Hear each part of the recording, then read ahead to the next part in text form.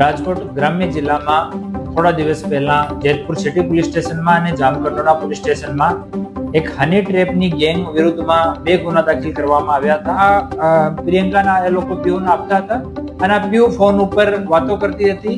એની વાતોમાં કોઈ ફસાઈ જાય તો પછી બીજી છોકરીને એની સાથે મળવા માટે એ લોકો મોકલતા હોય અને જ્યારે આ માણસ મળવા માટે આવી જાય આ ચક્રવ્યૂહમાં ફસાઈને ત્યારે બીજા 4-5 લોકો જઈને એની સાથે મારકૂટ કરે, બદનામીનો ભય દેખાવે, પોલીસની ધમકી આપે, રેપના ગુનાની ધમકી આપે.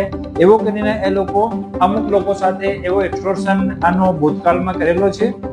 એની ધરપકડ કરવામાં આવી છે અને આ મીડિયાના મારફતે હું અપીલ કરું છું કે એવા કોઈ પણ માણસ એના ભોગ બનેલા હોય તો આપ અમારા કોઈ પણ પોલીસ સ્ટેશનમાં, એસડીપીઓ કચેરીમાં, અમારી કચેરીમાં આવીને સંપર્ક કરો. આપનું નામ એકદમ ગુપ્ત રાખવામાં આવશે.